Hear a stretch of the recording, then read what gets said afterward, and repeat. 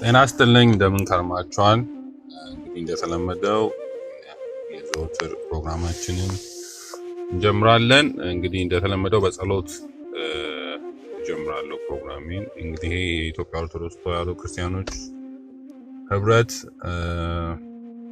ማህበር ወይ በተለያየ ስም ለመመስረት እና ከሚመጡት ችግሮች ካሉት ችግሮች በጋራ እንዴት መፍትሄ መፍጠር እንችላለን። እንደሚታወቀው ቤተክርስቲያን ውስጥ ትልቅ ችግር አለ። እነዛ ችግር መፍታት የሚችለው እንዴት ነው በሚለው የምንወያይበት የዚህ የፌስቡክ መድረክ ነው። እንግዲህ አሁን በጸሎት ፕሮግራማችን እንጀምራለን። አባታችን ሆይ እንላለን። በስመ አብ ወወልድ ወመንፈስ ቅዱስ አሐዱ አምላክ። አባታችን ሆይ በሰማይ የምትኖር ስምህ ይቀደስ፣ መንግስትህ ትምጣ፣ ፈቃድህ በሰማይ እንደሆነች እንዲሁም በምድር ትሁን። የዕለት እንጀራችንን ስጠን ዛሬ፣ በደላችንን ይቅር በለን እኛም የበደሉንን ይቅር እንደምንል፣ አቤቱ ወደ ፈተና አታግባን ከክፉ አድነን እንጂ መንግስት ያንተ ናትና፣ ኃይል፣ ክብር፣ ምስጋና ለዘላለሙ አሜን። እመቤቴ ማርያም ሆይ በመልአኩ ቅዱስ ገብርኤል ሰላምታ ሰላም እልሻለሁ።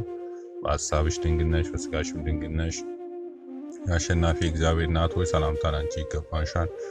ከሴቶች ሁሉ ተለይተሽ አንቺ የተባረክሽ ነሽ፣ የማኅፀንሽ ፍሬ የተባረከ ነው። ጸጋን የተሞላሽ ሆይ ደስ ይበልሽ፣ እግዚአብሔር ከአንቺ ጋር ነውና ከተወደደው ልጅሽ ከጌታችን ከመድኃኒታችን ከኢየሱስ ክርስቶስ ዘንድ ይቅርታና ምሕረትን ለምኝልን ኃጢአታችንን ያሳስረን ዘንድ ለዘላለሙ አሜን። አቤቱ ሀገራችን ኢትዮጵያን አስባት፣ ከአረማን አገዛዝ ከአረማን አገዛዝ ነጻ አውጣት። ለሀገራችን ኢትዮጵያ አስተዋይ ልቦና ፈራ እግዚአብሔር ያደረበት መሪ ይስጥልን። ክርስቲያኖች እንዳይገፉ እንዳይቋጠባቸውን ጠብቅ። የታሰሩ መፈታትን፣ የታመሙ ፈውስ ስጥልን። ሕዝቡ ከስደት ሕዝቡን ከጥፋት ጠብቀን። ቤተክርስቲያናቱን ገዳሙን ጠብቀን። እንደኛ ብለን እኛ ክፋት ሳይሆን ሰማዕታት ብለህ ስለ ቅዱሳኑ ብለህ አስራት አድርገህ ሰጣስና ስለ ቅድስት ድንግል ማርያም ብለህ አቤቱ ሀገራችን ኢትዮጵያ በምሕረት በረድኤት ጎብኝልን። እኛ በድና ልቦና ውስጠን ፍቅሩን ጽናቱን አንድነት ውስጠን ከአረማውያን ጋር በርኩሰት አንድ ከመሆን አድነን። በጨለማ መንገድና የአባቶቻችን መንገድ ብናን አቤቱ ቸር ሰው ወዳጅና እንደ ቸርነት ይቅር በለን። አንድ አምላክ ሆኖ ለአብ ምስጋና ይገባል አሜን። እንግዲህ ባለፈው እንደተነጋገርነው በዚህ በፍትህ መንፈሳዊ ሕግ ዙሪያ ነው የምንነጋገረው። እንግዲህ ባለፈው እንዳልነው ይሄ ፍትህ መንፈሳዊ የሚባለው ሕግ በፊት ለረጅም ዓመታት በኢትዮጵያ ውስጥ ለስራ ላይ ይውል ነበረ። ከዛ በኋላ እንግዲህ ፍትሐ ብሔር የሚባል ሕግ ወጥቷል በኃይለ ሥላሴ ጊዜ እና ግን ያ ፍትሐ ብሔር ሁሉንም የኢትዮጵያውያን በጋራ የሚዳኝ መሆኑ የሚታወቅ ነው። ግን ይሄ ፍትህ መንፈሳዊ ሕግ ግን በኢትዮጵያ ኦርቶዶክስ ክርስቲያኖች ላይ ስራ ላይ እንዳይውል ነው የተደረገው እና ይሄን በመደረጉ ምክንያት ይመስላል በቤተክርስቲያን ላይ ከፍተኛ ችግር እየደረሰ ያለው እና ፍትሐ ብሔሩ ለሁሉም የሚሰራ እንጂ ለአንድ ለብቻ የሚሰራ ለምሳሌ የእስልምና እምነት ተከታዮች ሕግ ወጥቶላቸዋል ማለት ወይም ያላቸው ሕግ የሸሪያ ሕግ በተግባር እንዲውል በመንግስት እውቅና ተሰጥቶት በሕግ እንዲቋቋም ተደርጎ በዛ ሃይማኖቱን በሚመሩ ሰዎች ወይም በዛ ውስጥ ባሉ ሰዎች በዛ ፍርድ ቤት የመዳኘት መብት አላቸው። ይሄ ብቻ አይደለም። ብዙ ጊዜ የሎ ተማሪዎች ማለት የሕግ ተማሪዎች ኮርስ ይወስዳሉ የዚህ የሸሪያን ሕግ ለዛም 2 ሴሚስተር ይመስለኛል ለዛ ሕግ ይሰጣል። የሕግ ትምህርቱ ውስጥ አለ ይካተታል። ምክንያቱም በሀገሪቱ ውስጥ በሕግ የተቋቋመ ስለሆነ ማለት ነው። በኢትዮጵያ ውስጥ ግን ለረጅም ዓመታት እንደተነጋገርነው ከ14ኛው ክፍለ ዘመን ጀምሮ ይሰራ የነበረ ሕግ ለክርስቲያኖች ብቻ ነው የሚሰራ የነበረው ለሌላ አይደለም። ግን ያው ንጉሠ ነገሥቱ በወቅቱ ክርስቲያኖች ስለነበሩ እነሱ ይጠቀሙበት ነበር ይህን ሕግ እና በእድሜ ጠገብም ሕግ ነው እና ይሄ ግን በትምህርት ቤትም አይሰጥም። እንዳልኩት ኃይለ ሥላሴ በተግባርም እንዳይውል አድርገውታል እና በዛ የተነሳ ቤተክርስቲያን ውስጥ ችግር ተፈጥሯል እና ልክ ለሌሎቹ መብት እንደተሰጠ ሁሉ አሁንም ቤተክርስቲያን ይሄ የፍትሐ ነገሥት ሕግ ከእንደገና በስራ ላይ እንዲውል ለቤተክርስቲያን ይሄ ፍትህ መንፈሳዊ ማለት ነው ለቤተክርስቲያን አገልግሎት ላይ እንዲውል ማድረግ ይኖርብናል። ይሄ ሲኖር ነው መፍትሄ መምጣት የሚችለው ለቤተክርስቲያኗት ለሚደርሰው ችግሮች፣ ማንኛውም ችግሮች፣ አለመግባባቶች፣ ግጭቶች የመሳሰሉት ነገሮች መፍትሄ ሊያገኝ የሚችለው እንደዚህ ሲሆን ነው በሚል ነው ባለፈው እንግዲህ የተነጋገርነው። በውስጡ የያዙትን ይዘቶች እያንዳንዱን ተነጋግረናል። አሁን በዋናነት አንቀጽ 16 ላይ ስለ ምጽዋት የሚናገረው እንዳልኳችሁ ይሄ ህግ በተግባር ላይ እንዳይውል ነው የተደረገው ብቻ ሳይሆን ክርስቲያኖች ራሱ ይሄ ህግ እንዳለ እንዳያውቁ ነው የተደረገው። በትምህርትም ቤትም በየትኛውም መንገድ እንድናውቀው እንድንማረው አልተደረገም።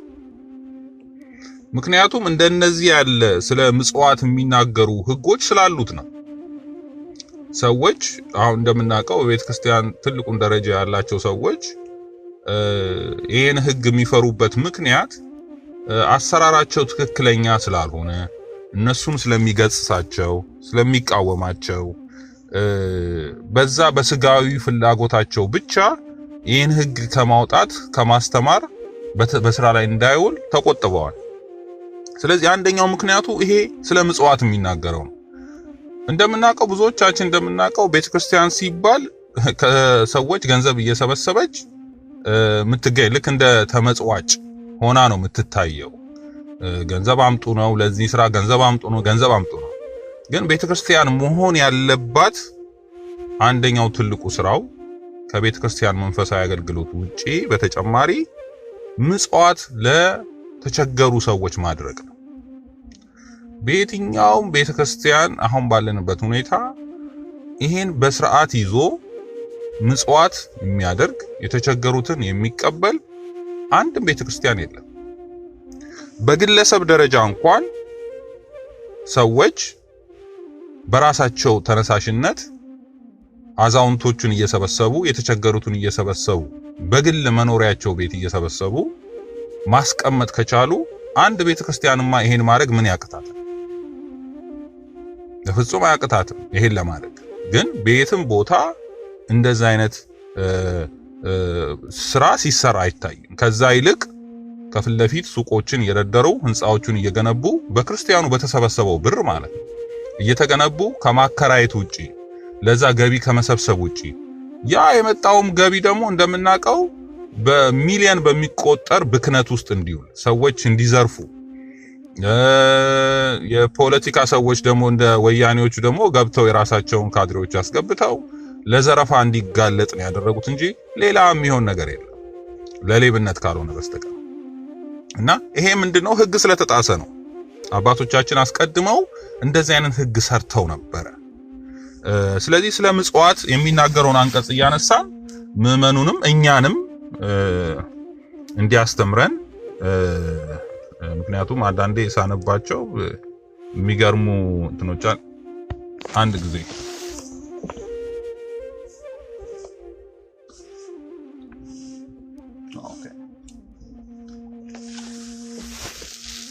ይቅርታ ተመልሻለሁ እና እኛንም እንዲያስተምረን አንዳንዴ ሳነባቸው ለኔም አዲስ ናቸው እነዚህ ነገሮች የሚነበበው ህጎቹ ማለት ነው። ምክንያቱም አልተማርናቸው እና በሱ ላይ እንወያያለን ምን ያክል ጠቃሚ እንደሆነ። በተለይ ይሄ ህግ በተግባር ውሎ ቢሆን እውነት በጣም በጣም በጣም እንደ ሀገርም ህዝቡ ማህበረሰቡ ጠንካራ ኮሚኒቲ ይኖረን እንደነበረ እንደ ቤተክርስቲያንም ጠንካራ የሆነ ማህበረሰብ ይኖረን እንደነበረ ማየት ይቻላል በተግባር ላይ ቢሆን። እንግዲህ ስለ ምጽዋት በመጀመሪያው የሚናገረው እንግዲህ አንቀጹ ከመጀመሪያ ጀምሮ እየጨመረ ነው የሚሄደው በእያንዳንዱ እንደ ቁጥር ምንድነው ምዕራፍ ይላል አንቀጽ አለው። ከዛ በኋላ ቁጥሩ ከመጀመሪያ ጀምሮ እየሄደ ነው። ስለዚህ ቁጥሩ የሚገኘው 605 ላይ ነው። እንግዲህ ያን እያነሳን እንወያያለን ማለት ነው የተወሰነውን ክፍል። ምጽዋት የሚናገረው አስደናቂ ንግግር ነው።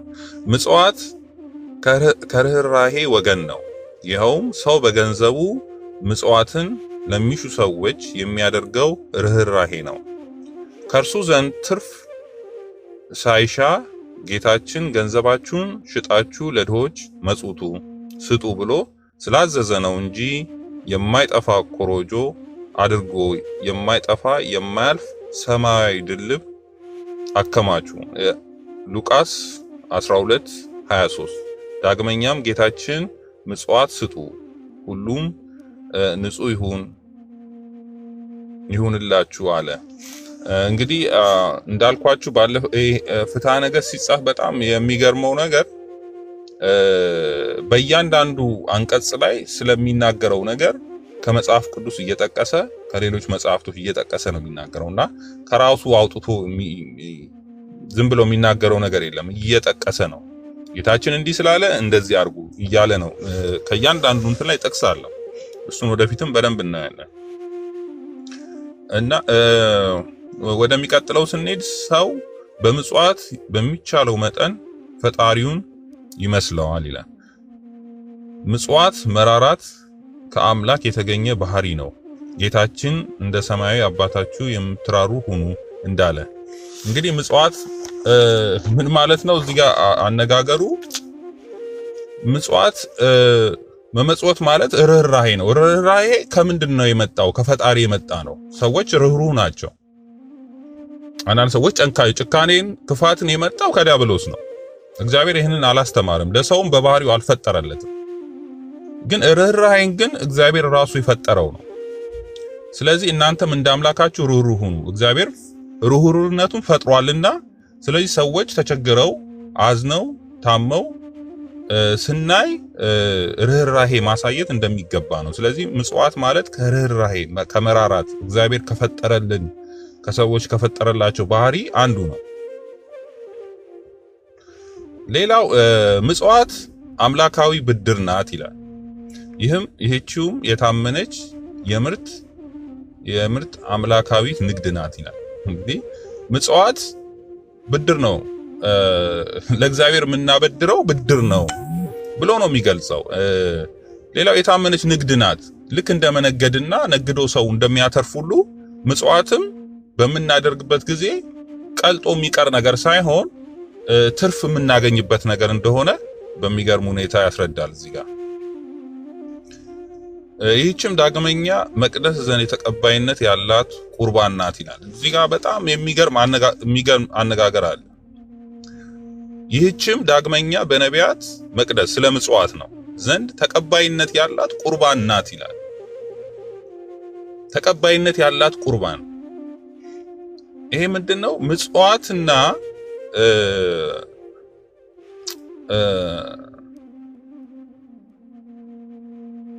ከዛ በዛ ይቀጥልና እግዚአብሔር ስለ አጠራሩ ከፍ ከፍ ይበልና ምጽዋት ያይደለ ምጽዋትን እሻለው ይላል።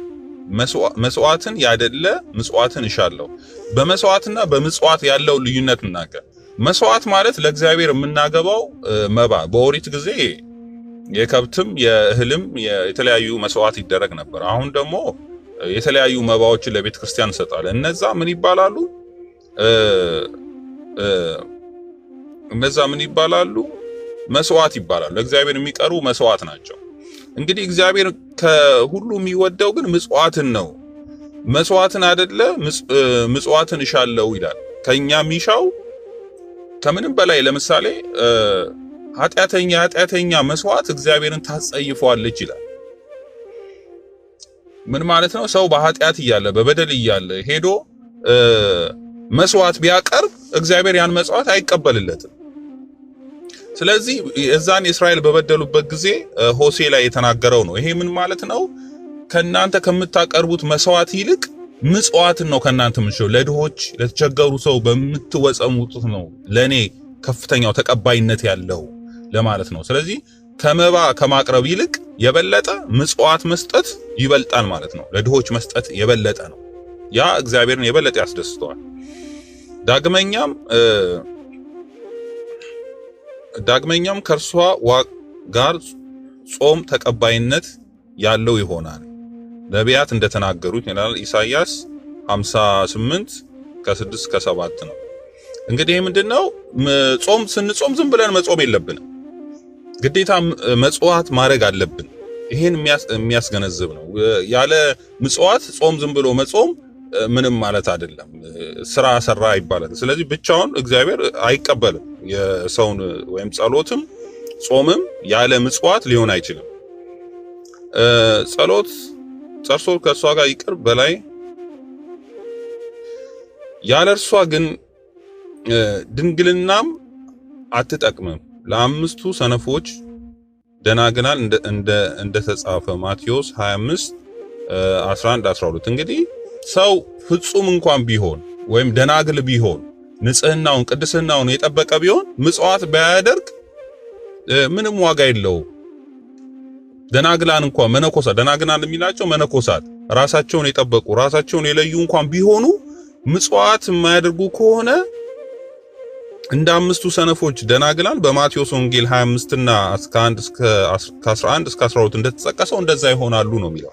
እንግዲህ ምጽዋት ምን ያክል ወሳኝ እንደሆነ የሚናገርበት አንቀጽ ነው ይሄን የምናየው። እና አንዳንድ ከዚህ በፊት ሰምተናቸው ማናቃቸው ነገሮች ነው ወይም በስብከት ደረጃ ሰው ስላመነ ብቻ የሚጸድቅ ሳይሆን እንደዚህ አይነት ምግባሮች የምጽዋት ምግባሮች በጣም ወሳኝ እንደሆኑ ነው የምናየው። ይሄ በሌላው ደግሞ ቁጥር ላይ ምንም የሌለው ይጹም ይላል። ምንም የሌለው ሰው ይጹም ምሳውንም ግማሽ ለድሆች ይስጥ ይላል። ሰው ምንም እንኳን ባይኖረው ገንዘብ እንኳን ባይኖረው ምንም ሀብት እንኳን ባይኖረው ከሚበላው ላይ እንኳን ቀንሶ ምጽዋት ማድረግ አለበት። ይጹም ለምሳሌ ምሳውን ይጹም ነው የሚለው። እዚህ ጋር ምንድነው የሚለው? ይጹም ምሳውንም ግማሹን ለድሆች ይስጥ፣ ከምሳው ላይ ግማሹን ይስጥ። እና ምጽዋት ምን ያክል ወሳኝ መሆኗን ነው የሚያሳየው። እንግዲህ ምንም እንኳን ባይኖረው ከምሳው ግማሹን አውጥቶ ይስጥ፣ ትርፍ እንኳን ባይኖረው ማለት ነው። ልክ በወንጌል እንደተነገረው ክርስቶስ ያላትን አምጥታ እንደሰጠችው ሴት ማለት ነው። እና እሷ አብልጣ ሰጠች። ብዙዎቹ ካላቸው ላይ ነው የሰጡት፣ እሷ ግን ያላትን የሰጠችው እንዳለ ሁሉ ማለት ነው። ዳግመኛም የታዘዘችው ምጽዋት ከሁለት ወገን ትከፈላለች። ምጽዋት በሁለት ትከፈላለች ይላል እዚህ ጋር። ከሚመጸውተው ሰው እጅ አንደኛው ከሚመጸውተው እጅ በስውርና በግልጽ ለተቸገሩ፣ ለተራቡ፣ ለተጠሙ፣ ለተራቆቱ፣ ለእንግዶች፣ ለሕሙማን፣ ለሕመምተኞች፣ ለታሰሩት፣ ለተሰደዱት ትከፈላለች። ክብር ምስጋና ይገባዋል። ጌታችን ምጽዋት በስውር ብቻ ይሁን፣ በስውር የሚያይ አባት ገልጦ ዋጋን ይሰጣል እንዳለ። ይሄ ምንድነው? ምጽዋት አንደኛው በሕግ ምንሰራው አለ። ምንድነው? በሕግ ከአስርቱ አንድ ለቤተ ክርስቲያን የምንሰጠው ማለት ነው። ይሄ ምጽዋት የምናደርገው ግን በሕግ አይደለም፣ ግን በብዙም በስውር ማድረግ ምጽዋት አድርጌያለሁ ብሎ ሰዎች በግልጽ ሊናገሩት አይገባም፣ ወይም ለሰዎች ሊናገሩት አይገባም። በራሳቸው ነው ማድረግ ያለባቸው። ሕግ ግን የሚያዘው እሱ ግድ ነው። ሰው ቢያውቀውም ባያውቀውም ሕግ የሚያዛቸው ለምሳሌ ከ11 10 ስጡ ለቤተ ክርስቲያን ካለ እሱ መስጠት ነው። ለዛ ነው በሁለት የሚከፍላቸው።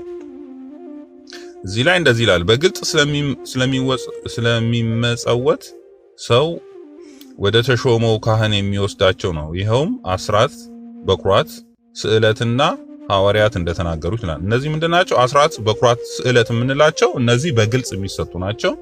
ምጽዋት ግን ሰው ከሰጠ በኋላ ምጽዋት ለከሌ እንዲያርግ ያለው ማለት አይችልም።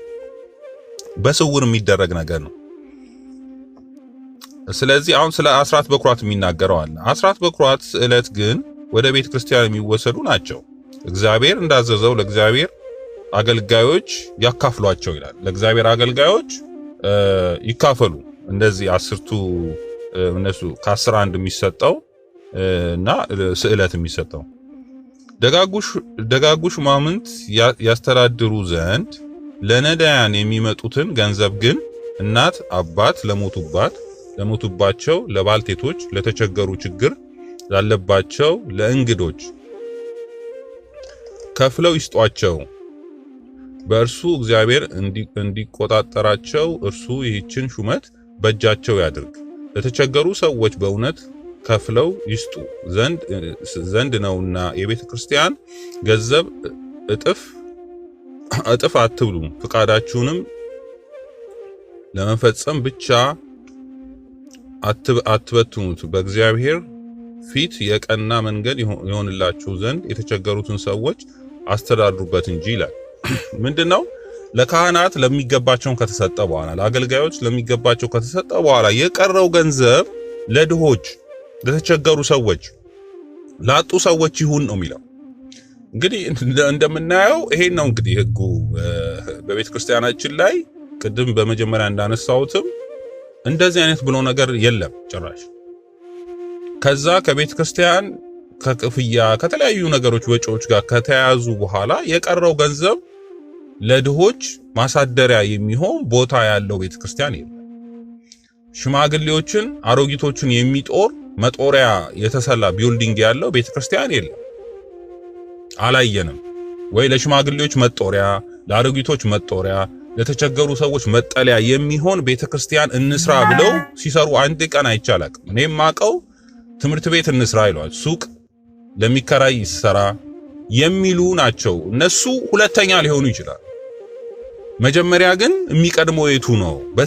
በትዕዛዝ በህግ የተሰጠ ነው የሚቀድመው ወይስ ከራሳችን ፍላጎት ያመጣነውን ነገር ነው የምናደርገው? ስለዚህ በህግ የተሰጠ ምንድነው? ይሄን እንድናደርግ ነው። ከቤተ ክርስቲያን ከደሞዝ ከተለያዩ ነገሮች ለካህናት የተለያዩ ወጪዎች ከተከፈሉ በኋላ ለአገልግሎታቸው ያስፈልጋል፣ ግዴታ ከተደረገ በኋላ ግን የተረፈውን ገንዘብ ከዛ የሚቀረውን ገንዘብ ለማን ይሁን? ለተቸገሩ ሰዎች፣ ለድሆች እሱን አሳልፋ ስጡ ይላል። በሌላው ቁጥር ደግሞ አስቀድሞ እንግዲህ በእያንዳንዱ አልፌ ስናረ እያንዳንዱ ቁጥር አለው፣ በየቁጥሩ ነው። ለምሳሌ አሁን 621 ላይ ነው ያለነው። አስቀድሞ በተባለው ስም እኛም ዳግመኛ እንሆ ስዕለት አስራት ለክርስቶስ አገልግሎት ለካህናት አለቃ አስቀድሞ የተዘጋጀቱን በኩራት ለሚያገለግሉትም አስቀድሞ የታዘዘችውን እርሱን እነግራችኋለን። ዛሬም ትሰጡት የሚገባችሁን ስዕላት በኩራት አስራት ዳግመኛ ወደ እርሱ አምጡ። የተቸገሩትን እርሱ ያውቃቸዋል፣ ይኸውም የተሾመ ካህን ነው። ለእርሱ እንደሚገባ ሁሉ እንዲሁም ይመግቧቸው። 1-2 ጊዜ ወይም ብዙ ጊዜ በአንድ ቀን በአንድ ሳምንት እንዳይቀበሉ ፍጹም ምንም ያልተቀበሉት ሌላውን እንዳያገኝ ማለት ነው። ይሄ ምንድነው? አከፋፈሉ ነው፣ እንዴት መደረግ እንዳለበት ልክ እንደ ካህኑ እንደሚከፈለው ሁሉ ለድሆችም አካፍሏቸው ነው። ይሄ ደግሞ ልክ ነው። አሰጣጡን እየተናገረ ነው። በረከት የሚመጸውት ሰው ራስ ላይ ነው ይላል ትኖራለች። ስለዚህ የምጽዋት ከሰው ወገን ለሰው ይገባልና ምንም ለሚሻት ሁሉ የምትገባ ብትሆን፣ ነገር ግን የፍቃድ ጭንቅ ላለው ሰው አስቀድሞ መስጠት ይገባል ይላል። ይሄ ምንድነው? አሰጣጡን ነው። መጀመሪያ መሰጠት ያለበት ቅድሚያ መሰጠት ያለበት በፍቃድ ጭንቅ ላለው ሰው ነው። ለተቸገረ ሰው አስቀድመ ስጥ ይላል። እንደ ሰማዕታት ላሉ ቀጥሎም ለካህናት ይላል። መጀመሪያ ቅድሚያ ለማን አለ? ለሰማዕታት። ለሰማዕታት ማለት በሃይማኖታቸው ሰማዕታት የሚባለው በሃይማኖታቸው ምክንያት ንብረታቸውን ቤታቸውን ያጡ የተሰደዱ የተቸገሩ ማለት ነው። ልክ አሁን በሶማሌ ክልል እንደሆነው ማለት ነው። በዛ በሃይማኖታቸው ምክንያት የተሰደዱ የተቸገሩ ይኖራሉ። እንደነሱ ያሉ ቅድሚያ ይሰጣቸዋል ለእርዳታ፣ እነሱን ለመርዳት ማለት ነው። ቀጥሎ ካህናት ይላል። ቀጥሎም ምዕመናን ለሁሉ ዘመዶች፣ ከዚያም ቀጥሎ ለምዕመናን ሁሉ፣ ቀጥሎ ላላመኑ ሁሉ ሐዋርያት እንዲሰጥ፣ ላላመኑ ሁሉ እንዲሰጥ ይላል። መጀመሪያ ቅድሚያ የሚሰጠው ግን ለሰማዕታት፣ ከዛው ለካህናት፣ ከዛ ለምዕመናን፣ ከዛው ላላመኑ ሁሉ ክርስቲያን ላልሆኑ ሁሉ ምጽዋት ይገባል ይላል። ሌላው መበለቷ ራሷ መርዳት የማይችላት ከሆነ ድሃ አይደለችም ይላል። መበለቷ ራሷን መርዳት የሚቻላት ከሆነ ድሃ አይደለችም። ራሷን መርዳት የምትችል መበለት ማለት እንግዲህ ያላገባች ብቻዋን የምትኖር ማለት ነው። መርዳት የምትችል ከሆነ ድሃ አይደለችም። በደዌ ምክንያት የተቸገረ ወይም ልጆቹን ለማሳደግ ባትችል ወይም በስጋዊ ኃይል ደካማ ቢሆን ስለዚህ ወደ እርሷ በበለጠ እጇን ይዘርጋ ይላል። ምንድን ማለት ነው? ይሄ እንግዲህ ማለት ቤተክርስቲያን ነው ይሄን የምታረገው። ይሄ የምነግራችሁ ነገር በእያንዳንዳችን ሳይሆን ቤተክርስቲያን ራሷ እንደ ቤተክርስቲያን ማድረግ የሚገባትን ነው። እንግዲህ ለካህናት ደሞዝ ከተከፈለ በኋላ ከዛ በኋላ ምን መሆን ያለበት ለእንደዚህና ስለሚሰጡ ሰዎች ነው እየተናገረ ያለው። ስለዚህ መበለቶች ድሃዎች መስራት የሚችሉ ከሆነ የተቸገረች አይደለችም ይላል። ግን ደዌ ካላት ደካማ ከሆነች ብዙ ነገር ችግር ካለባት ግን ለሷ ቅድሚያ ይሰጥ ይላል። ቸርነትን ማወቅ ለድሆች ገንዘቡን የሚሰጡ ቢሆን ፍጹም ይሆናል። ይልቁንም ለሰማዕታት ገንዘብን የሚሰጥ ሰው እጅግ ፍጹም ይሆንላል ይላል። ይሄ እንግዲህ ሰማዕታት ምን ያክል ዋጋ እንዳላቸው ምናየው። ሰማዕታት ስንል ቅድም እንዳልነው በሃይማኖታቸው ምክንያት ንብረታቸው የተዘረፈ፣ ቤታቸው የተቃጠለ፣ የተሰደዱ ቤተሰቦች እናት አባቶቻቸው የሞቱባቸው። ለምሳሌ በጅማ ውስጥ ከተገደሉት አንዱ ካህን ምሳሌ ላንሳ። አንዱ ካህን ልጃቸው በከፍተኛ ደረጃ ታሞ ነበር እና የእግዚአብሔር ሰው የሆኑ ሰዎች ወስደው አዲስ አበባ ወስደው አሳክመው ጤናው እንዲመለስ አድርገዋል። እንደዚህ አይነት ስራዎች ማለት ነው ትልቅ በረከት ነው። ብዙዎቻችን አይተናል። በቪዲዮም በምንም በፒክቸርም የተገደሉ ካህን ነበሩ። የሚገርመው ግን ይሄን ማድረግ የነበረባቸው ግለሰቦች ናቸው ይሄን ያደረጉት። ግን ቤተክርስቲያን እንደ ቤተክርስቲያን ማድረግ ነበረባት። ቤተሰቦቻቸው የተወደቁ የት ናቸው ያሉት ብላ ቤተክርስቲያን ሰብስባ እነዚህ ልጆች በጣም ትንሽ ልጅ ነው የዛ አባት የሆነው ማለት ነውና ይሄ ህግ ግን ያዛል። በተለይ ይላል ሰማዕታት ለሆኑ ለሰማዕታት ገንዘብ የሚሰጥ ሰው እጅግ ፍጹም ይሆንለታል ይላል እና ትልቅ ዋጋ ያለው መሆኑን የሚያሳይ ነው። ከምዕመናን ውስጥ ባልቴቶች ቢኖሩ ይርዷቸው፣ የቤተክርስቲያናችንም እንዳይሆኑ ነገር ግን በእርግጥ ባልቴቶች የሆኑ መርዳት ለቤተ ክርስቲያን ይበቃታል ይላል። ምንድነው እዚህ ጋር የሚለው? ባልቴቶች ካሉ ለምሳሌ በአካባቢያችሁ በህዝቡ በምዕመናን ዘንድ ባልቴቶች ካሉ ይርዷቸው። ማንም ሰው መርዳት አለበት። የበለጠ ግን እዛ ላይ መርዳት እንኳን ባይቻል ግን ቤተክርስቲያን ትርዳቸው ይላል ሰብስባ። ልክ አሁን ሽማግሌዎችን እንደሚቀበለው እንደ መቄዶንያ ማለት ነው። እንደነዛ አይነት ድርጅት ቤተክርስቲያን ሊኖራት ያስፈልጋል። ዋናው ነጥብ እዚህ ጋር ይሄ ነው። ቤተክርስቲያን ሽማግሌዎችን ማለት አቅመ ደካሞችን መርዳት ይኖርባታል። ለምንድን ነው በየቤተክርስቲያኑ ገንብተው ሽማግሌዎችን የሚጠጋባ ማድረግ ያልቻልነው እስካሁን ድረስ? እና ይሄ ግን የእግዚአብሔር ትእዛዝ ነው። የሃይማኖታችን የቤተክርስቲያናችን ህግ የሚለው ይሄንን ነው። ለዚህ ነው እንደዚህ አይነት ህጎች ስጋዊ ያለ ሆኑ የራሳቸውን ጥቅም ሊያሳድዱ የሚፈልጉ ሰዎች አውጥተው አይናገሩትም። እኛ ምዕመናን ለመጽደቅ የምናስብ ክርስቲያኖች ይሄንን በግድ ካላልን፣ ህጉ በተግባር ላይ እንዲውል ካላልን በስተቀር እነሱ በራሳቸው ፍቃድ ይሄን የሚያመጡት አይመስለንም። እና ምዕመናን ይሄንን እንደ ቤተክርስቲያን ህግ አላት፣ በቤተክርስቲያናችን መዳኘት፣ መነጋገር፣ መስራት ይኖርብናል ብለን ሁላችንም ማንሳት የሚገባን ነገር ነው። ዳግመኛም ዘመዶች ያሉት አንድ ሰው ቢኖር ይልቁንም ከሃይማኖቱ ሰዎች ውስጥ ቢሆኑ ሊረዱ የሚገባቸውን ገንዘብ ባይተጋ እንደው ሃይማኖቱን ካደ ነው ይላል። ለምሳሌ በቤተሰብ ያለው ለምሳሌ እናትና አባቱ ያረጁ የደከሙ ከሆኑ ያ ልጅ ቤተሰቡን የማይረዳ ከሆነ ሃይማኖቱን እንደ መካድ ነው ይላል። ቤተሰብ በግድ መረዳት ይኖርበታል እና የማይረዳ ከሆነ ምን ይላል?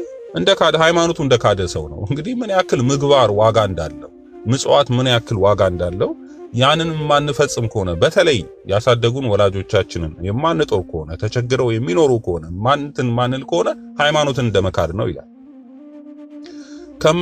ከማያምኑ ሰዎች እርሱ ይከፋል፣ ካላመኑ ሰዎች የከፋ ነው። እንደዚህ አይነቱ ሰው እንደዚህ ቤተሰቡን የማይረዳ በተቸገሩት እናትና አባቱን ወይም ሌሎች ዘመዶቹን የማይረዳ ተቸግረው እያየ የማይረዳ ከሆነ ከማያምን ሰው የከፋ ነው ይላል።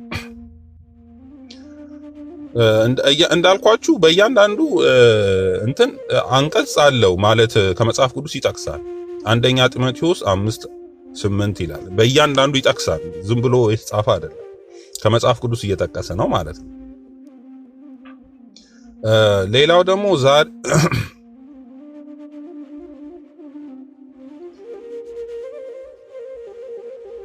ለሰው ሁሉ በጎ እናድርግ እንስራ፣ ይልቁንም ለሃይማኖት ሰው፣ ምጽዋት ግን ለተቸገሩ ሰው ሁሉ ይገባል።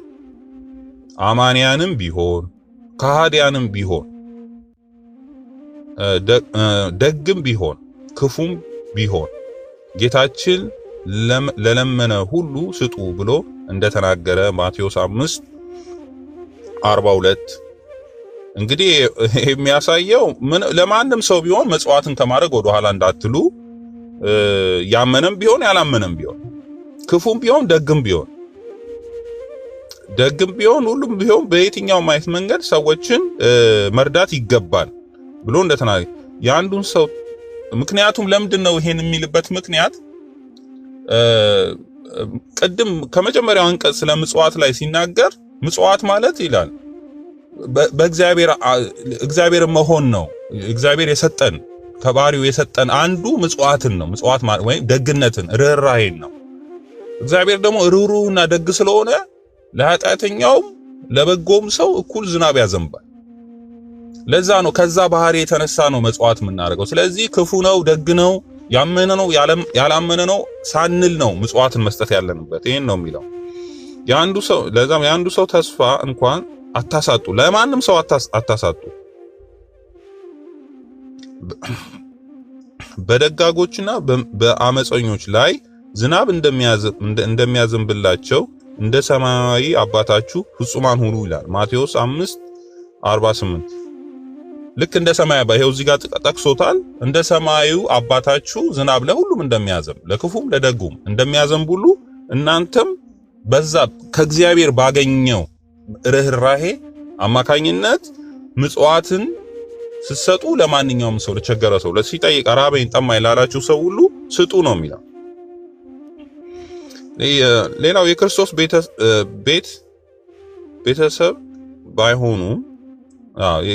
ቤተሰብ ባይሆኑ ለተቸገሩ ሰዎች ስጧቸው። ለዚህም ምጽዋት ሊሰጡባቸው የሚገቡ ጊዜያቶች በአንዱ ጊዜ በምጽዋት መጠበቅ ይገባል ይላል።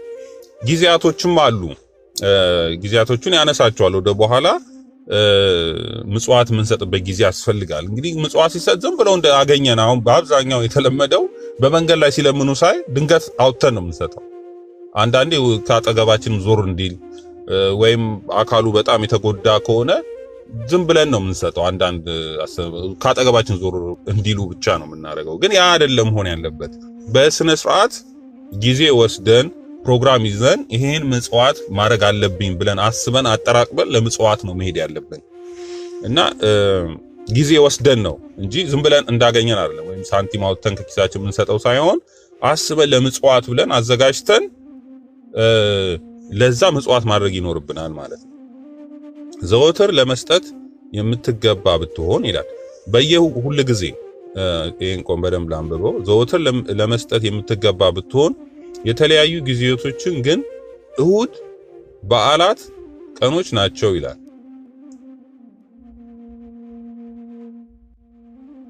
ምንድነው በማንኛውም ጊዜ ምጽዋት ቢያስፈልግም በማንኛውም ጊዜ ለምሳሌ እኔ ሰኞ ነው መቼኝ ሰኞ ምጽዋት ማድረግ አለብኝ ወጥቼ ብዬ ላስብ እችላለሁ ቢያስፈልግም። ነገር ግን እሁድና በተለይ የበዓላት ቀናት ቢሆን የተመረጠ ነው ይላል። በፈጣሪያችሁ በእግዚአብሔር ፊት ባዶ እጃችሁን ሆናችሁ አትሂዱ ብሎ እግዚአብሔር በኦሪት ስለተናገረ ከናንተ ወገን ሰው ሁሉ እግዚአብሔር ከሰጠው ገንዘብ እንደተቻለው መጠን ይውሰድ እንጂ ፈጣሪያችሁ እግዚአብሔር ይባርክቱላችኋል። በተለይ ወደ ቤተክርስቲያን በምትሄዱበት ጊዜ ወይም በቤተክርስቲያን በበዓላት ቀናት ብትሰጡ የተመረጠ ነው። ምክንያቱም በኦሪት እንደተጻፈ ብሎ ዘዳግም 16 ላይ ያ እንደተጻፈ ይናገራል። ምክንያቱም ወደ እግዚአብሔር ቤት ስትሄድ ባዶ እጅህን አትሂድ። ይሄ ማለት ለቤተክርስቲያን የሚሰጠው ብቻ ሳይሆን ለድሆችም በቤተክርስቲያን ዙሪያ ድሆች እንዳሉ የተቸገሩ እንዳሉ የሚታወቅ ነው። ግን ይሄን ስናደርግ አዘጋጅተን ለምጽዋት ይገባል ብለን የምጽዋት ጊዜ ወስነን መሄድ አለብን። ዝም ብለን በአጋጣሚ አይደለም ምጽዋት የምናደርገው። ሐዋርያው እንግዲህ ይሄ የሚናገረው ለምዕመናን ነው። እንግዲህ በእያንዳንዱ ይለያያል። ለቤተክርስቲያን የሚናገር እንደ ቤተክርስቲያን ማለት የክርስቲያኖች ህብረት፣ የክርስቲያኖች አንድነት ማለት። ቤተክርስቲያን ሁላችንም ኃላፊነት አለብን በቤተክርስቲያን። ስለዚህ በቤተክርስቲያን አገልግሎት ምዕመናን ምንድነው ኃላፊነታቸው? ካህናት ምንድነው ኃላፊነታቸው? ሌሎች ሁሉም ኃላፊነት አለበት። እንግዲህ ቤተክርስቲያን ስነ ከቤተክርስቲያን ወጪ ሆኖ ለተቸገሩ ሰዎች የምንረዳቸው አለ። ከእንደገና በየራሳችን ደግሞ ለብቻችን የምናረጋው አለ። ይሄ ሁለቱ የተለያየ ነው። ስለዚህ ይሄኛው የሚያወራው ለኛ ምዕመናን በራሳችን የምናረጋው ነው። አንዳንድ ቦታ ደግሞ ለምሳሌ የተቸገሩትን ከማስጠጋት ድሃዎችን መቸገር የላቸው አስጠግታ ቤተክርስቲያን እየረዳች ልታኖራቸው ይገባል።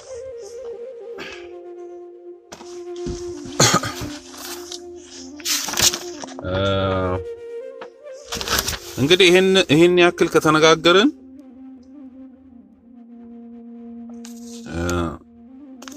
እስቲ አንድ ስና ሌላው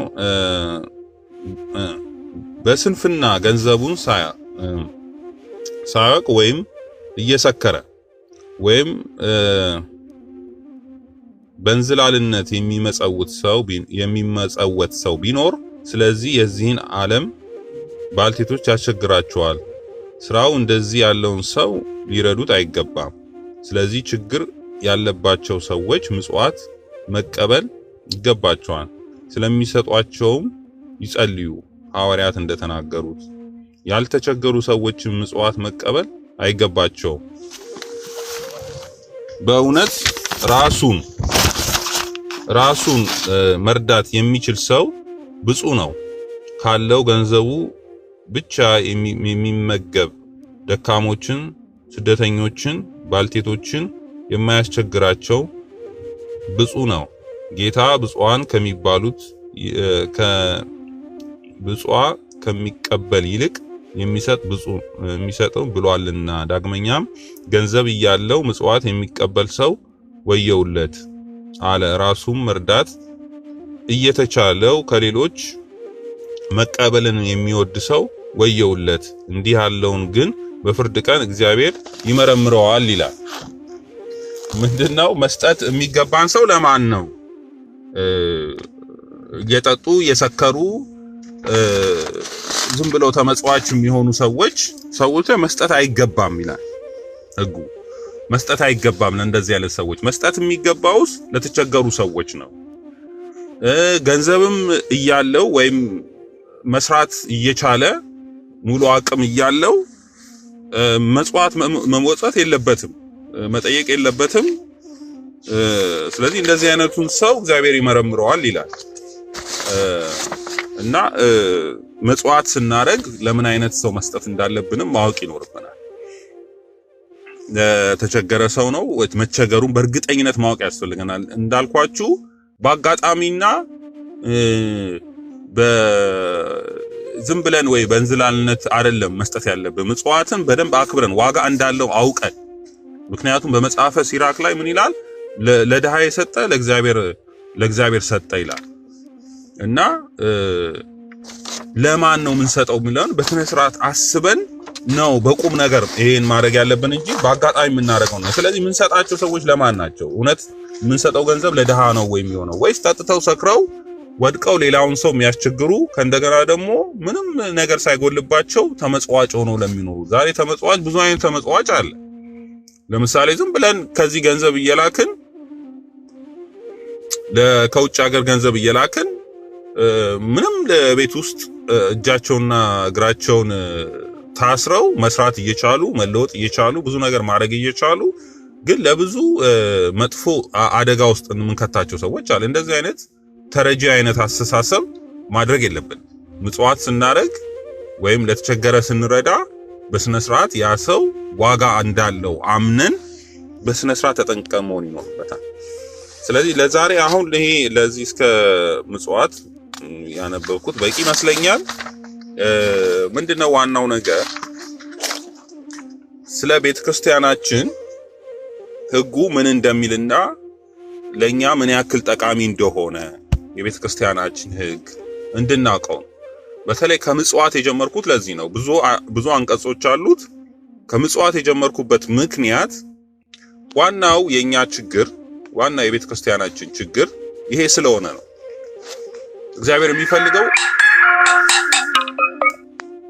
እግዚአብሔር ከኛ የሚፈልገው ዋናው ነገር ምጽዋትን ስለሆነ፣ ደግነትን ስለሆነ፣ ርህራሄን ስለሆነ ይሄንን ካጣን ወደ ሌላ ነገር ምንም አይነት ነገር ብንጠይቅ እንዳልኳችሁ ጸሎት እንኳን ብናረግ፣ ጾምንም ብንጾም፣ ራሳችንን የጠበቀ ንጹሃን ብንሆን፣ ደናግላን እንኳን ብንሆን፣ በንጽህና እግዚአብሔርን የጠበቅን ብንሆን እንኳን ያለ ምጽዋት ምንም ዋጋ እንደሌለው የሚያሳይ። ሁለተኛ ደረጃ በግለሰብ ደረጃ በእኛ ደረጃ ማለት ነው። ሁለተኛ በቤተ ክርስቲያን ደረጃ ምን እየተደረገ ነው? እውነት ይሄ ያለውን የፍትሐ ነገሥት ህግ ወይም ፍትህ መንፈሳዊ፣ ይሄ ፍትህ መንፈሳዊ ነው። እንግዲህ እንዳልኳችሁ ባለፈው ሁለት አይነት ክፍል አለው፣ ፍትህ መንፈሳዊና ፍትህ ስጋዊ ነው። ይሄ ከፍትህ መንፈሳዊ ውስጥ ያለ ነው። ይሄ ማለት ነው በመጀመሪያው አንቀጽ ያለ ነው፣ በፍትህ መንፈሳዊ ያለ ነው። ስለዚህ ይሄ ፍትህ መንፈሳዊ ክርስቲያኖች ወይም ቤተክርስቲያን ለድሆች ለተቸገሩት እንደምትረዳ መርዳት እንዳለባቸው የሚናገር። እንግዲህ ቤተክርስቲያን ስንል በውስጡ ያሉ ኃላፊነቶች አሉ። ምዕመናን የራሳቸው ኃላፊነት አለባቸው። የቤተክርስቲያን ንብረት መጠበቅ ያለበት በምዕመናን ነው። እሱን አሁን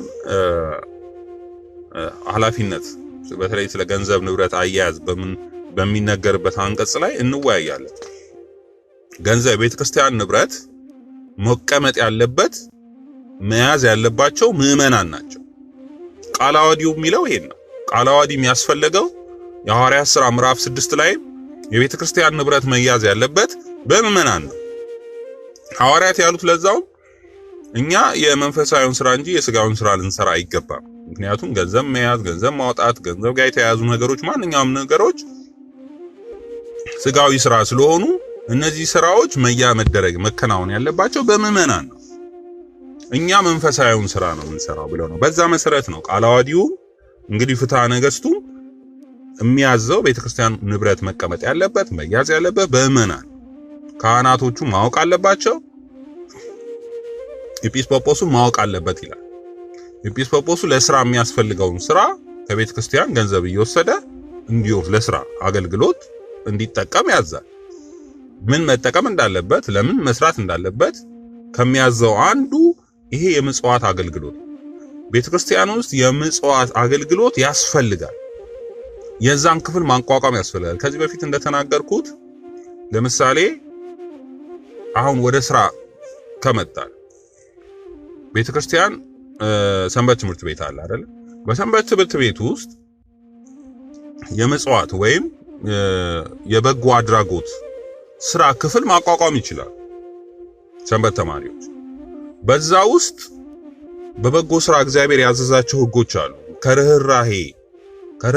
የርህራሄ መሰረቶች ናቸው እነዚህ። ብራብ አላበላችሁኝም፣ ብጠማ አላጠጣችሁኝም፣ ብታረዝ አላለበሳችሁኝም፣ ብታሰር አልጠየቃችሁኝም፣ ብታመም አልጠየቃችሁኝም የሚለው ህጎች እነዚህ ከርህራሄ ለሰው ልጅ ከመራራት እግዚአብሔር ለኛ ከሰጠን ለኛ እንድናደርግ ከሰጠኑ ስራ ውስጥ አንዱ ነው። ሰይጣን የራሱን ክፋት አስተማረው እንዳመጣ ሁሉ እግዚአብሔር ደግሞ በባህሪያችን እኛን ሲፈጥረን ርህራሄ ፈጥሮልናል። ይሄንን ነገር እንድናደርግ ነው። ስለዚህ ሰንበት ትምህርት ቤቶች የበጎ አድራጎት ክፍል አቋቁመው እነዚህን ስራዎች ማከናወን ይችላሉ፣ በውስጣቸው ማለት ነው። ለምሳሌ በአካባቢያቸው አንድ ሆስፒታል ቢኖር ዛሬ ሰንበት ነው፣ በዚህ ፕሮግራም አለን በሽተኞችን የመጠየቅ፣ ስለዚህ ዛሬ እንሄዳለን፣ በዚህ የምትተባበሩ ምዕመናን ካላችሁ አብረን መሄድ እንችላለን ብለው ፕሮግራም አዘጋጅተው ምዕመናኑን ይዘው ሄደው በሽተኞችን በዛ ሆስፒታል አጽናንተው ጠይቀው መመለስ ይችላል። ሁለተኛው የታሰሩ ካሉ በእስር ቤት ያሉ እነሱ መጠየቅ ይገባል። ለምሳሌ ስለ ኤጲስቆጶስ በሚናገረው አንቀጽ ላይ መስራት ከሚገባው አንዱ ምንድነው? ኤጲስቆጶሱ ማንኛውም ምዕመን ክርስቲያን ሲታሰር ሄዶ መጠየቅ እንዳለበት ግዴታው ይናገራል። ሄዶ መጠየቅ አለበት። ሄዶ ጠይቆ የዋስ የሚያስፈልገው ከሆነ ዋስ ይፈልግለት ይላል። ዋስ ፈልጎ ያስፈታው። ወንጀሉ ከባድ ከሆነ ወንጀል ሰርቶ እኮ ነው፣ ዝም ብሎ አይደለም። ወንጀል ሰርቶ እንኳን ከሄደ መጠየቅ ግዴታ አለበት። በዋስ የሚያስፈታው ከሆነ ዋስ ይፈልግለት ከምዕመናን ይላል። በዋስ የማያስፈታው ከሆነ ግን ለዛ ለታሰረው ሰው ቀለቡን ልብሱን ይቻልለት ይላል። እኛ አሁን እየሆነ ያለው ግን እንኳን አይደለም በራሱ ጥፋት ወይ በወንጀልም ይሁን በተለያዩ ምክንያት እስር ቤት የገባ ሰው ቀርቶ ለሃይማኖታቸው ብለው የታሰሩትን እንኳን ኤጲስቆጶሱ ጳጳሳቶቹ ሄደው አልጠየቁም። ቤተክርስቲያን ለሃይማኖታቸው ሲከራከሩ ለሃይማኖታቸው ሲሟገቱ የነበሩት የዋልድባ መነኮሳት ማንም ሄዶ አልጠየቃቸው። ኤጲስቆጶሱም ሄዶ አልጠየቃቸው። ይሄን ያክል እንግዲህ የወረደ ከህጋችን የወጣ የት ውስጥ እንዳለን እንድናውቅ ህጉን የማነብበት ምክንያት የት እንዳለንና ምን እየሰራን እንዳልሆነ ፍጹም ከሃይማኖት ህግጋት ከእግዚአብሔር ከሚያዘው ህግጋት ወተን ዝም ብለን በልማድና በግምት እየሄድን እንደሆነ ለማስረዳት ነው። እና ሰንበት ተማሪዎች ይሄን አሬንጅ ማድረግ ይችላል። ሰንበት ትምህርት ቤት ዝም ብሎ መዘመር ከሆነ መዘመር አያጸድቅም። መዘመር ማለት ምስጋና፣ ቅድም እንዳልኳችሁ ከመስዋዕት ይልቅ መታዘዝ ይበልጣል። መዝሙር፣ እነዚህ መስዋዕት የሚባሉት መዝሙር መስዋዕት ነው፣ ጸሎት መስዋዕት ነው። እነዚህ መስዋዕቶች ናቸው። መስዋዕቶቹ ግን ከመስዋዕት ግን ምን ይፈልጋል? ምጽዋት ይፈልጋል። እግዚአብሔር ከሰዎች ርህራሄን ይፈልጋል። ርህራሄ ደግሞ መገለጫው ሰውን መርዳት ስንችል ነው። ስለዚህ ይሄን ነው እግዚአብሔር የሚፈልገው። በህጉም የታዘዝነው ይሄንን ነው። ስለዚህ ሰንበት ተማሪዎች ዝም ብለው ቢዘምሩ ምንም ዋጋ የለው። ምንም የሚፈጥረው ነገር ጽድቅ አይደለም። ጽድቅ ማለት ህግ መፈጸም ነው። ስለዚህ ሰንበት ተማሪዎች በስነ ስርዓት ፕሮግራም አዘጋጅተው የታሰሩ በሽተኞችን ሄደው መጎብኘት መጠየቅ ያስፈልጋል። ከዚህ በፊት ሐዋሳ ውስጥ የነበረውን ሁኔታን ተናግረው እስር ቤት ውስጥ ምን ያክል ክርስቲያኖች ይቸገሩ እንደነበረ፣ ብዙ እንኳን ልብስ እንደሌላቸው፣ ሳሙና እንደሌላቸው፣ በጣም ምግብ አይተው ስጋ እንኳን አይተው ማያውቁ እስረኞች እንደነበሩ በአንድ ወቅት ክርስቲያኖች ተሰብስበው ሄደው እንደጠየቋቸው ከዚህ በፊት ተናግሬያለሁ። እና እንደዚህ አይነት ችግሮች ስላሉ በአጥቢያችን ያሉ እስር ቤቶች እያንዳንዱ ቤተክርስቲያን እየሄድን ሰንበት ተማሪዎች ፕሮግራም አድርገን ሄደን መጠየቅ እንችላለን። ሌላው ምንድነው? የደካሞችን አቅመ ደካሞችን አንደኛው ሲጀመር ቤተክርስቲያን እንደዚህ አይነት ኢንስቲትዩት ያስፈልጋል። ከጎኗ ከቤተክርስቲያን ጎን አንድ ህንጻ ለድሆችን የአቅመ ደካሞችን የምንሰበስበት አንድ ግለሰብ እያደረገ አይደል እንዴ ብቻው ከሰዎች እርዳታ እየጠየቀ ቤተክርስቲያንም እኮ መጠየቅ ነው እርዳታ። እንደ ቤተክርስቲያን ኢንስቲትዩት አቋቁማ ትምህርት ቤት ህንጻ ምናምን እያሉ ሱቅ እያሉ ከሚሉ ለተቸገሩ መጠጊያ መሆን ብትችል ኖሮ ይሄ ሁሉ ነገር አይመጣም። እንዳልኳቸው አሁን የሶማሌ ውስጥ ቤተክርስቲያን ተቃጥለዋል። 7 ቤተክርስቲያን ከሰባቱ ቤተክርስቲያን ውስጥ እውነትን እንነጋገር ከተባለ አንዳንዴ እኮ እግዚአብሔር አሳልፎ አይሰጥም። እግዚአብሔር እውነተኛ እዛ ቦታ ላይ ጽድቅ ቢሰራ ማንም አሳልፎ አይሰጥም። አንዱ ቤተክርስቲያን በአብዛኛው መደዳው ሱቆች ነበሩት። ሱቆቹን እያከራየ ነው ቤተክርስቲያኑ ተራደ። ግን እዛ ቤተክርስቲያን ውስጥ ክሊኒክ ቢኖር ኖሮ ደሃዎችን የተቸገሩትን የሚረዳ ቤት ህንጻ ቢሆን ኖሮ እዛ ያለው አህዛቦች መተው ለማፍረስም አይፈልጉም ነበር። ቤተክርስቲያኑን አይደለም ይጠብቁት ነበር። ግን ምንድነው እናንተ ጨዎች ናችሁ ጨው ናችሁ አልጫውን ዓለም የምታጣፍጡ እንደተባለው እኛ አልጫውን ስለተገኘን ጨው ብንሆን ኖሮ ለዛውም በእኛ ምግባር በእኛ ስራ ተስበው ወደኛ ሃይማኖታችን ይመጡ ነበር። ሃይማኖታችን እንኳን ሊያጠቁ ቀርቶ ይጠብቋት ነበር። ግን እኛም መስራት የማይገባንን ስለሰራን መስራት የሚገባንን ስላልሰራን ደሃዎች የሚሰበሰቡበት ቅድም እንዳልካችሁ ያመነም አላመነም ነው መርዳት ያለባት። የተቸገረ ሁሉ የመጣ ሁሉ መርዳት ያስፈልጋል። የምትረዳ ብትሆን እንዳልኳችሁ አቅመ ደካሞቹን ሰብስባ ጉልበት የደከማቸው ምትረዳ ቢሆን ኖሮ ትንንሽ ክሊኒኮች ቢኖሩ ኖሮ ሕክምና የሚሰጥበት ቢኖር ኖሮ ቤተክርስቲያን ውስጥ የታመሙትን ይሄ ነገር ቢሆን ኖሮ ይሄን አደጋ አይፈጽሙም ነበር እነዚህ ሰዎች ወይም ይሄን አደጋ እንዲፈጽሙ የሚያነሳሱትን ሰዎች አይቀበሏቸውም ነበር ህዝቡ ያባረራቸው ነበር ህዝቡ ይታገላቸው ነበር ቤተክርስቲያናችን አትንኩብን የድሆች መጠጊያ ሆነችን የተቸገሩት ስንቸገር ምትረዳንን ስንታመም ሕክምና ምትሰጠንን ቤተክርስቲያንን አትንኩብን ብለው ህዝቡ ይቃወማቸው ነበር መስራት የሚገባንንም ራሱ ስላልሰራን ነው እንደዚህ አይነት አደጋዎች የሚመጡ ስለዚህ ሰንበት ትምህርት ቤቶች ሲጀመር በእያንዳንዱ ቤተክርስቲያኖች እንደዚህ አይነት የምስኪያ ዞና የተቸገሩት የሚረዱበት አቅመ ደካሞች የሚረዱበት ክፍል ያስፈልጋል ቤት ልንሰራቸው ያስፈልጋል ሌላው ደግሞ ከዚሁ ጋር ተያይዞ እንደዚሁ ህክምና የሚሰጥበት ክሊኒኮች ስንቱ ቤተክርስቲያን ነው ክሊኒክ ያለው አነስተኛ ክሊኒክ ከፍተኛ ክሊኒክ መክፈት ይችላል ቤተክርስቲያን ነው አቅም አላት እንደዚህ አይነት ነገሮች ያስፈልጋሉ ከዛ በኋላ ነው እንግዲህ ይሄን ገቢ ለማግኘት ህንጻ ቢሰራ ይሄን ገቢ ለዛው ገቢው ለምንድን ነው የሚፈልገው ቀጥታ ለካህናት ደሞዝ ብቻ ነው ወይስ ለምንድን ነው ገቢው ራሱ የሚፈልገው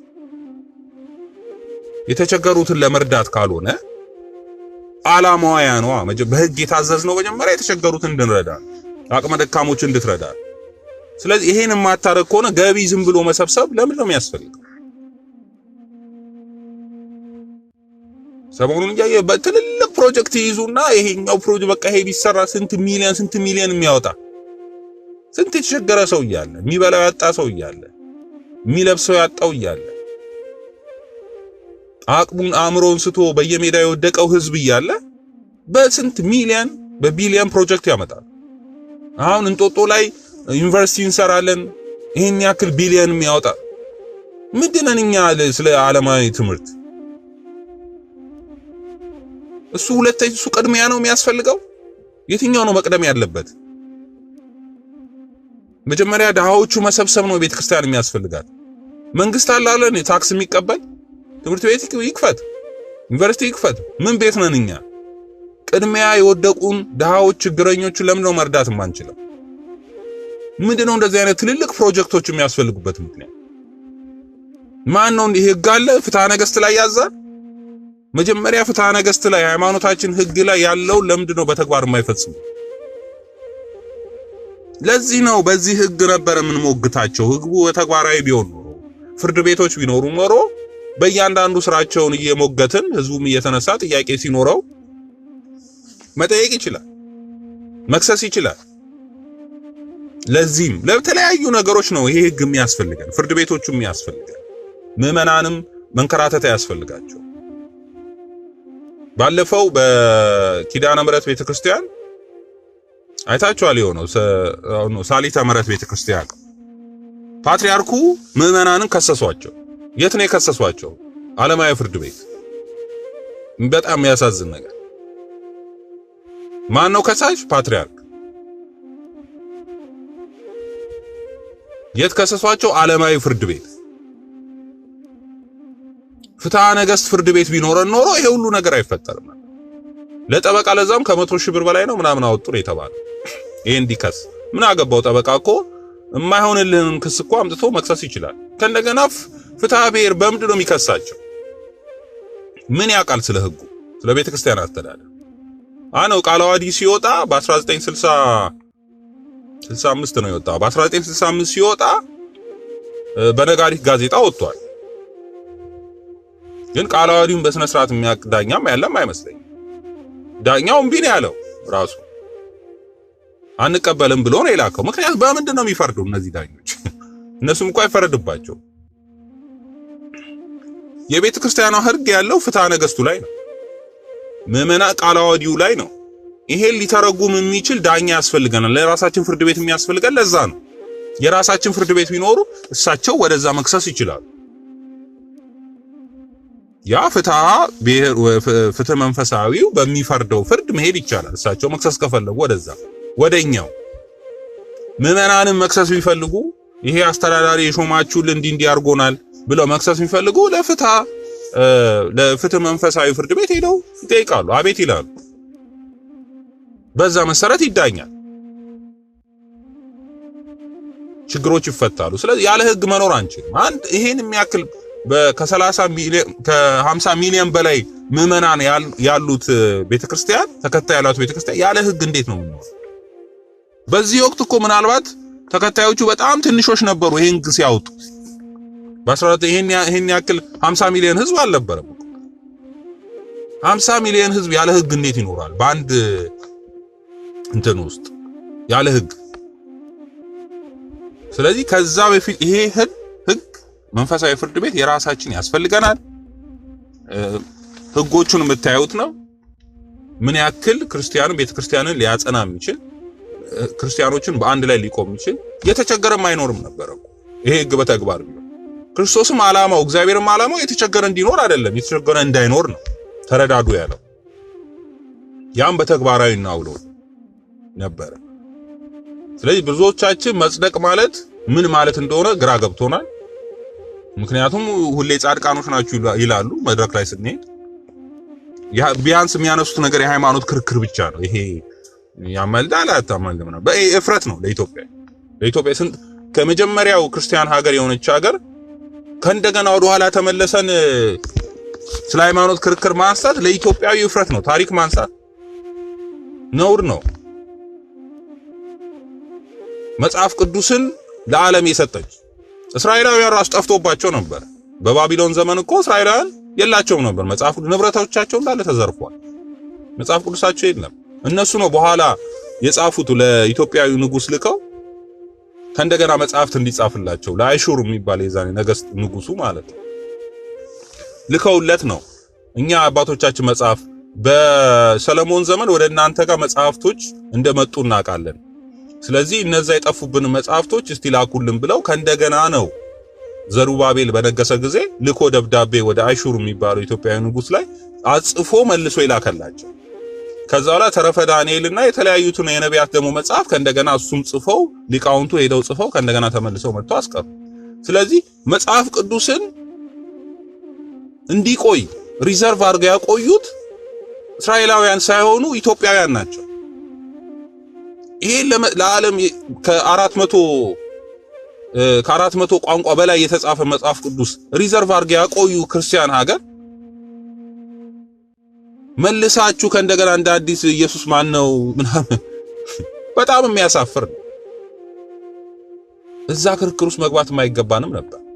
ያን ግን ያመጣው ብዙ ጊዜ ደጋግሜም ምንፍቅና የሚመጣው ክህደት የሚመጣው ምግባር ከማጣት ነው፣ ሃይማኖት ከማጣት ነው፣ ስራ በማጣት ነው። ብዙ ጊዜ ሃይማኖት የሚካደው ሌላ ፍልስፍና የሚመጣው ምግባር ስለሌለ ነው።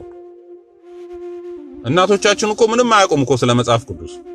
እዚህ ጋር ብትጠቅሱ ግን ምን ነበራቸው? ምግባር ነበራቸው። የተራበ ያበሉ ነበር፣ የተጠማ ያጠጡ ነበር። ስደተኛ ሲመጣ አልጋቸውን ወርደው ይቀበሉ ነበር፣ ያስተኙ ነበር። ቤቴ እግዚአብሔር ነው ይሉ ነበር። ቤቴ እግዚአብሔር ነው ማለት ቤቱ ያንተ ነው በስም ሆኗል ማለት አይደለም። ያንተ ቤት የኔ ቤት ነው፣ ትተናገዳለህ፣ ተኛበት፣ እደርበት፣ ብላበት፣ ጠጣበት ብለው ለእንግዳው ይሰጣሉ። ዛሬ መሬት የማን ነው? እንኳን ቤት አይደለም መሬት ከፍለናል። የእግዚአብሔር የሆነው እግዚአብሔር በተፈጥሮ የፈጠረውን መሬት እኛ አንድ ነገር ሳናወጣ ከእግዚአብሔር ጋር ጎን ሆነን ያልፈጠርነው መሬት የኛ ነው እንላለን። መሬት የኦሮሞ ነው፣ መሬት የአማራ ነው አይደለም። መሬት አይደለም፣ መሬት የእግዚአብሔር ነው ማለት አቅቶናል። ድሮ ሰዎች ቤታቸውን እንኳን ሳይቀር ራሳቸው ማገር አቁመው ጭቃ ለጥፈው ጣሪያ ሰርተው የሰሩትን ቤት የእግዚአብሔር ነው ይሉ ነበር። ዛሬ እኛ ያሰራነውን አንድ ድንጋይ ያለው የኛ ነው እንላለን። በጣም የሚያሳዝን ነው። የእግዚአብሔር ነው። ይሄ ማለት እነሱ ርስት አላቸው፣ መሬት አላቸው፣ እርሻ አላቸው። ግን እርሻውን ውሰደው እያሉ አይደለም፣ የነሱ ነው። ግን መሬት ግን የእግዚአብሔር ነው፣ እግዚአብሔር ነው የሰጠን ይሄን መሬት ብለው ነው የሚያምኑ ሰዎች። በዚህ መሬት በቤታችን መተው ተስተናግደው በልተው ጠጥተው መሄድ ይገባቸዋል፣ ማረፍ ይገባቸዋል። ቤት የእግዚአብሔር ነው ማለት ይሄ ነው። ዛሬ የኔ ነው ውጣ፣ የኔ ነው መሬቱ። ከየት መጣ? እምነት ከማጣት ምግባር ካለመኖር። ይሄ ነው ምልክቱ። ቤት መሬትም የእግዚአብሔር ነው። ምንም አላረግነውም። አንድም መሬት የሰራ እኔ ይሄን ተራራ ተክያለሁ ይሄን ውሃ አፍልቅ ያለው የሚል ሰው የለም። እግዚአብሔር ነው የፈጠረው ሁሉንም። በዛ እንድኖር እግዚአብሔር ፈቅዶልናል። የኔ ነው ምንል ከሆነ ሌላ ሰው አምጥቶ እኛንም ያጸዳናል ካስፈለገ። በእምነት ማንጸና ከሆነ እውነት የእግዚአብሔር ነው ብለን ሰዎችን ለደም ምናፈስ ከሆነ እዚያ አትኖሩም እያለ ሌሎች አሕዛቦች እንኳን የማይሉትን በስደት ሀገር በአሜሪካ በምናምን ሲሉ አይሉም። እንደዚህ መሬተኛ ነው አይሉ። ለአንድ ዘር ለአንድ አካል አይሰጡ፣ ለአንድ ባህል ወይ ለአንድ ምናምን አይሰጡ። መሬት ከፈለገ ገዝተህ ትኖራለህ፣ አለቀ። ማንም እንደዛ የሚልህ የለም። የኔ ነው እንላለን። ከእንደገና ወርደን እንደ እንስሳ ነው ከእንስሳትም እንደዚህ የሚሉ አይመስለኝም። አንዳንዴ ከእንስሳትም በታች ሆነ። ይሄ ምግባር አለመኖር ነው፣ ሃይማኖት አለመኖር። የድሮ አባቶቻችን እናቶቻችን ግን እንደዚህ አልነበረ። ሃይማኖት ስለነበረ ሃይማኖታቸውም የጸናው በምግባራቸው ነው። ስለዚህ አሁን ደግሞ ምግባር ስለሌለን ሃይማኖታችንም እያጣን ያለን። በምግባር ነው ማንጻት ያለብን። ስለነበረን ጊዜ እግዚአብሔር የተመሰገነ ይሁን። እንግዲህ በዚሁ ስለ ምጽዋት እቀጥላለሁ። እናንተም እንግዲህ ኦንላይን ላይ ፍሪ ነው፣ ዳውንሎድ አድርጋችሁ ፍትሐ ነገሥትን በሚገባ ማወቅ አለብን። ወደ ተግባር እንዲውል ማድረግ ያለብንም እኛ ነን። ምዕመናን፣ ሌሎችም የሚያምኑበት ካህናት ይኖራሉ። ከነሱ ጋር በህብረት በመሆን ታግለን ፍትሐ ፍርድ ቤት ያስፈልገናል። ፍትህ መንፈሳዊ ፍርድ ቤት ያስፈልገናል እና ይሄን ለማለት ነው። እግዚአብሔር የተመሰገነ ስለነበረን ጊዜ መልካም ቀን።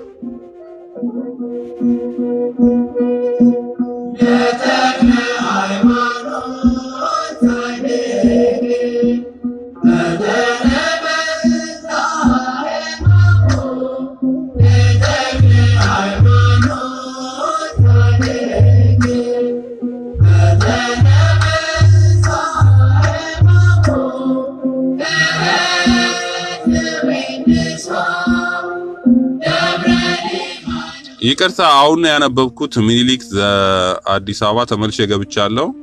ብዙ ጊዜ እንዳልኳችሁ ጎንበስ ብዬ ቀና ብዬ ነው የማወራው ሐሳቡ እንዳይጠፋብኝና የተከሰሰው ዓለማዊ ሰው ነው። ዓለማዊ ሰው ጋር ፍትሐ ነገሥት አይሰራም። ለምሳሌ እስልምና እምነት ካላቸው ጋር መካሰስ በፍትሐ ነገሥት አይሆን። ፍትሐ ነገሥት ለክርስቲያኖች የተሰራ ሕግ ነው፣ እነሱ ብቻ የሚካሰሱበት። አቡነ ማትያስን ብላይ እንኳን አቡነ ማትያስ ምዕመናንን ነው የከሰሱት።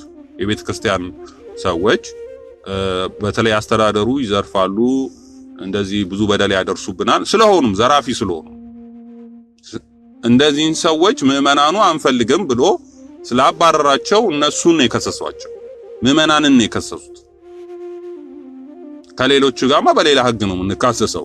እንዳልኳችሁ ፍትሐ ብሔር የሚባለው ለሁሉም የሚሰራ ነው እንጂ ለተለየ አካል የሚሰራ አይደለም። የመጣውም ከፈረንሳይ እንትን ነው ተተርጉሞ የመጣው። ስለዚህ ለሁሉም ህዝብ የሚሰራ ነው። ኦኬ ያስፈልጋል። ግን ምዕመናን ደግሞ ክርስቲያኖች ራሳቸው የምንዳኝበት ሕግ ያስፈልጋል። ይሄ ክፍተት እኮ ነው አሁን እየፈጠረ ያለው ቤተክርስቲያን ላይ ትልቅ ችግር እየፈጠረ ያለው። ለዚህ ነው ጳጳሳቱ በፍትሐ ፍርድ ቤት ቢኖር ኖሮ በዛ መከሰስም በማንኛውም ጉዳይ ይኖር ነበረ። ግን እሳቸው ምዕመናንን የከሰሱት በዓለማዊ ፍርድ ቤት ነው። ይሄ የማይሆን ነገር ነው። ክሱም የሆነ አይመስለኝም።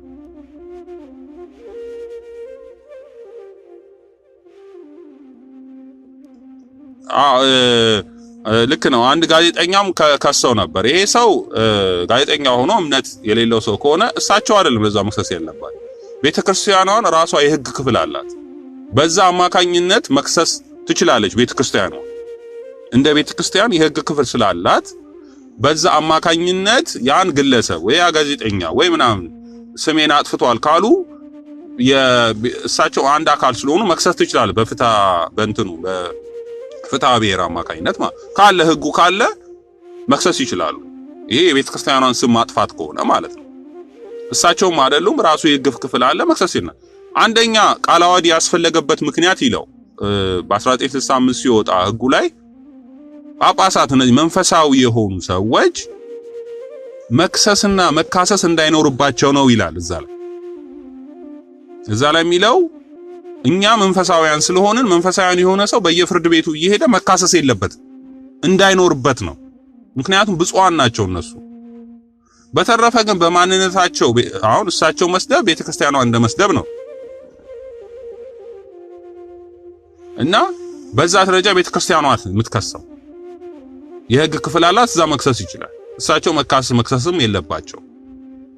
በግላቸው ከሆነ ግን ያ እንትን የሚደርስባቸው ምንም ሊፈሩም አይገባም። ክርስቶስ እንኳን መሰደብ አይደለም ተገርፏል፣ ተሰቅሏል። ግላቸው ላይ ምንም ባላደረጉት ነገር እየደረሰባቸው ከሆነ እንትን ማለት ይችላሉ። ግን ያ ቤተክርስቲያኗን የሚጎዳ ከሆነ ብሎ ካመነ የህግ ክፍሉ መክሰስ ይችላል። እያልኩ ያለሁት ግን ይሄ ስለ ፍትህ መንፈሳዊ ማውራው በእኛ በክርስቲያኖች መካከል ያለውን ችግሮች እየተፈጠረውን ያለ ነገር ክፍተት የሚሞላ ነው ያለብን ችግር። ዋናው ችግር ይሄ ነው። ይሄ ህግ ስለተቀማን ነው ዛሬ ለዚህ ሁሉ ችግር የደረሰብን እና ይሄ ነው መልሴ። እግዚአብሔር ይስጥልኝ። እግዚአብሔር ይስጥልኝ።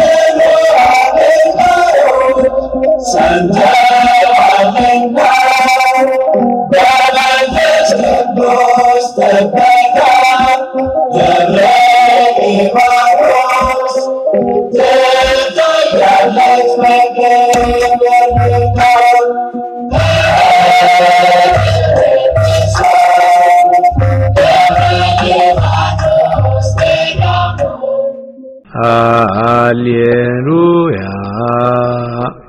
ሰላም ለኪ ኦ ማርያም ደብረ መቅደሱ ለእግዚአብሔር ሰላም ለኪ እንተ መልዕልተ ኩሎሙ ቅዱሳን። በስመ አብ ወወልድ ወመንፈስ ቅዱስ አሃዱ አምላክ አሜን። እነሆ የማርያም መንገድ ማምለጫ መዳኛ ለአዳም ዘር በሙሉ የእግዚአብሔር አንድነት ፍቅር የእመቤታችን ቅድስት ድንግል ማርያም አማላጅነት ከሁላችሁ ጋር ይሁን እያልን የማርያም መንገድ የተሰኘ አዲስ መንፈሳዊ ሚዲያ ይዘን ቀርበናል።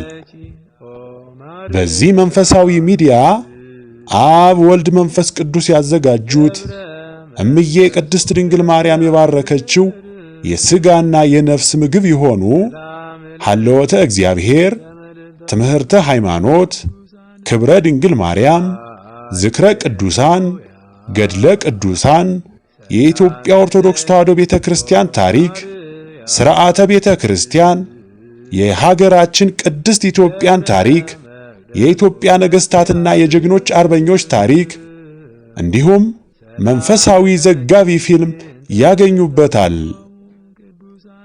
የማርያም መንገድ ማለት መዳኛ ወይም ማምለጫ ማለት ሲሆን ትውልዱ ስለ ኦርቶዶክስ ተዋሕዶ ቤተክርስቲያንና ሀገረ እግዚአብሔር ሀገረ ማርያም ተብላ ስለምትጠራው ቅድስት ኢትዮጵያ ታሪኳንና ማንነቷን እንዲያውቅ አውቆም የራሱን ቅዱስ የሆነ ታሪክ እንዲሰራ ለማስቻል የሚሰራ ኢትዮጵያዊ ቀለም፣ ኢትዮጵያዊ አሻራ ያለው ሚዲያ ነው።